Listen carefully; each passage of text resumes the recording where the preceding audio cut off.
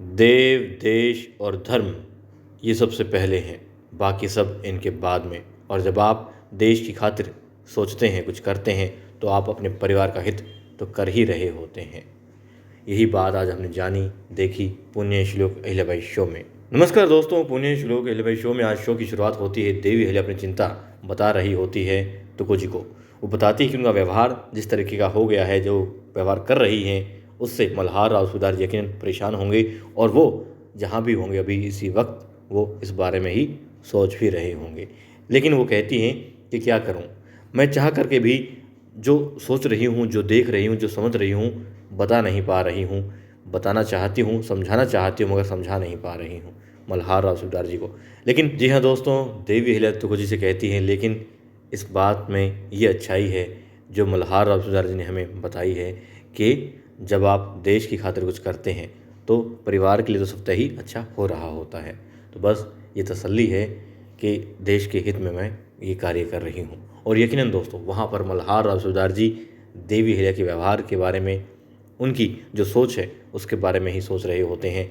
कोतवाली साहब आती हैं, छावनी में अकेले बैठे होते हैं, पूछती है आप क्या सोच रहे हैं, आप चिंता मग्न लग रहे हैं। वो कहते हैं बस अहिल्या के बारे में सोच रहा हूँ। अहिल्या का जो व्यवहार हो गया है, जो वो ज़िद दिखा रही है, अब वो कहती हैं देखो ये तो गलत बात है, आपने कहा था और हम इसीलिए यहाँ पर आए हैं कि शिव शंभू के दर्शन करने के बाद में ही तय करेंगे, वही हमें मार्ग दिखाएंगे, राह दिखाएंगे।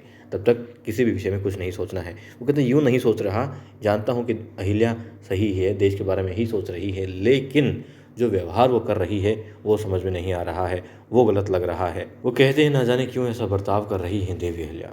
जी हाँ दोस्तों, यहाँ पर वो कहते हैं कि वो देवी अहिल्या से नाराज़ नहीं है, बस ना जाने क्यों वो समझ नहीं रही है कि आखिर बिना स्थितियों को समझे, उनका आकलन किए बिना मल्हार राव सूबेदार जी क्यों पूना की गद्दी से इस तरीके का व्यवहार करेंगे जिसके प्रति वो सदा वफादार रहे हैं। और अब दिखाते हैं दोस्तों महल में। जी हाँ, देवी अहिल्या से मिलने जा रहे होते हैं राजगुरु और उनको देख रही होती हैं द्वारका और गुन्नू जी। अब वो कहती हैं कुछ तो पक रहा है यहाँ ज़रूर। गुन्नू जी कहते हैं ठीक है, मैं अभी पता करता हूँ। अब जो राजगुरु होते हैं वो पहुंच जाते हैं उस कक्ष में जहां देवी अहिल्या होती हैं, तुकोजी होते हैं और उनके साथ जो दो सैनिक होते हैं वो बाहर उनको भेज देते हैं कि रुको यहीं ठहर जाओ, मगर सैनिक एक और चले जाते हैं। गुन्नू जी जो कि पीछे पीछे आ रहे होते हैं। अब जैसे ही वो भी अपना कान लगाने के लिए या फिर थोड़ा अंदर जाने के लिए कोशिश करते हैं, तभी दरवाज़ा बंद हो जाता है और गुन्नू जी ओह, दरवाज़ा बंद कर दिया, अब कैसे सुनूंगा, ये कहकर सोचकर रह जाते हैं। और देवी अहिल्या दरवाज़ा बंद करती हैं। राजगुरु पूछते हैं दरवाज़ा क्यों बंद किया आपने, तो वो कहती हैं यहाँ हालात ऐसे हो चुके हैं, बहुत मतलब कह नहीं सकते कौन अपना है कौन बेगाना है, इस तरीके का माहौल हो गया है। जो मालवा में आज तक हालात नहीं थे वो हालात हो गए हैं।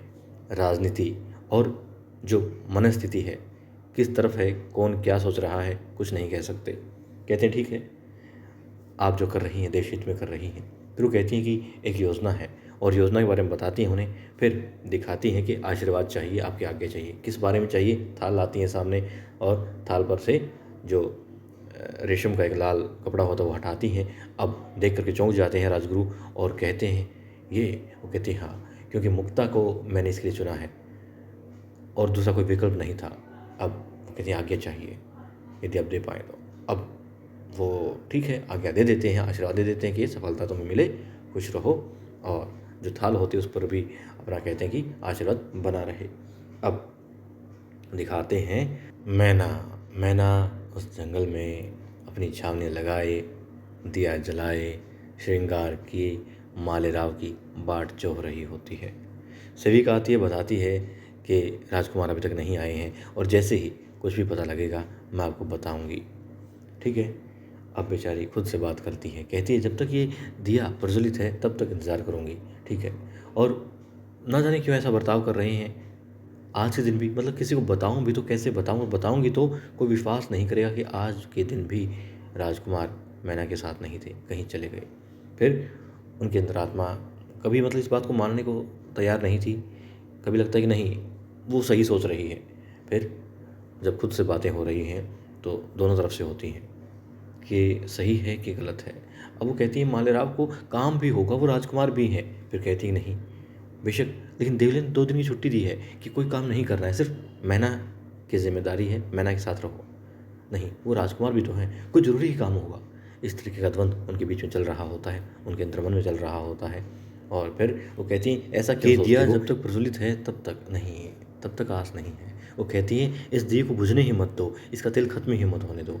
ठीक है, अब मैना वही काम करती है, दिए की लो कम ना हो जाए इसलिए उन्हें और ज़्यादा तेल डालती है और कहती है इंतज़ार करूँगी राजकुमार आपका, आप आएंगे, यकीनन आएंगे।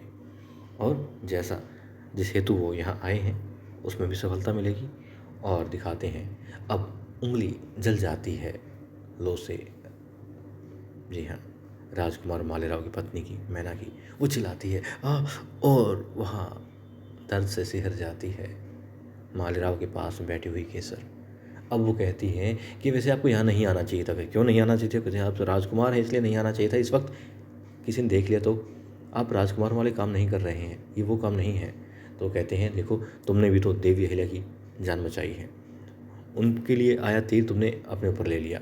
जब तुम इतना कर सकती हो तो मैं क्यों नहीं कर सकता, और हमें तो धन्यवाद तुम्हारा करना ही चाहिए। ठीक है, अब क्या होता है? अब दोस्तों मालेराव उसको उसके होठों पर उंगली रखकर कुछ भी बोलने से मना कर देता है और वहाँ मुक्ता आ जाती है यशवंत के साथ में देवी अहिल्या के पास में। देवी अहिल्या उन्हें कहती हैं कि कैसे रही यात्रा, सब अच्छा है, खूब सारा आशीर्वाद देती हैं और कहती हैं संघर्ष में जीवन रहे तुम्हारा, सदा खुश रहो, सदा सुहागन रहो, बहुत खुश रहो।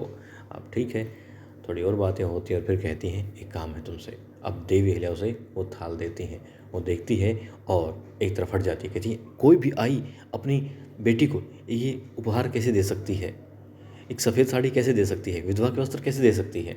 अब देवी अहिल्या उस साड़ी पर लाल, जी हाँ, कुमकुम से एक दो निशान भी बनाती हैं और कहती हैं ये मालवा की खातिर है, मेरी खातिर नहीं है। मैं तुमसे नहीं कह रही हूँ, तुम्हारा मालवा तुमसे कह रहा है। और वैसे भी तुमने पहले ही बहुत झूठ बोले हैं, लेकिन झूठ थे देश के हित में, इसलिए आज भी तुम्हें करना होगा।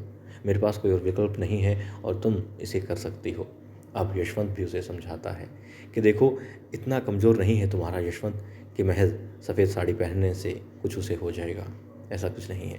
और भी उसे बातें कहता है, उसे कहता है कि तुम्हें मौका मिल रहा है देश की खातिर कुछ करने का, करो, बस एक मुहिम है ये, तुम्हें अभिनय करना है और कुछ भी तो नहीं है। ठीक है, देवी अहिल्या कहती देखो यदि मुक्ता तुम कर पाओ तो बहुत अच्छा होगा। और देवी अहिल्या मुहिम के लिए बाहर जा पाएंगी ताकि किसी को शक ना हो, लगे कि हाँ वो भीतर ही हैं, अनुष्ठान कर रही हैं। अब मुक्ता उस थाल को उठाती है और देवी अहिल्या के चरण स्पर्श करते हुए कहती है आशीर्वाद दीजिए। ठीक है, देवी अहिल्या भी खुश हो जाती है, यशवंत भी खुश हो जाता है, तो वो जी भी मुस्कुराते हैं कि चलो ठीक है, सब ठीक हो रहा है। और दोस्तों वहाँ पर मल्हार और सूबेदार जी सो रहे होते हैं। अब कुछ सैनिक कहते हैं गंगूबा से कि गंगूबा कुछ आहट हो रही है, लगता है यहाँ पर मतलब चाहे कोई जंगली जानवर हो या फिर कोई इंसान, कुछ तो है। अब गंगूबा तलवार लेकर उस तरफ जाते हैं और दोस्तों क्या होगा, सुबह चिल्लाती हैं गौतमीबाई साहब जब वो सूर्य देवता को अर्घ दे रही होती हैं, तो अचानक से उन्हें भी कुछ आहट से महसूस होती है। फिर वो सो जाती हैं और जी हाँ, फिर वो चिल्लाती हैं सरकार अब क्या कुछ वहाँ पर घटित हुआ है और किस हेतु देवी अहिल्या ने बुलाया है केसर को महल में। आने वाले एपिसोड में देखते हैं। लेकिन आज इतना कि देव, देश और धर्म से बढ़कर वाकई में कुछ नहीं होता।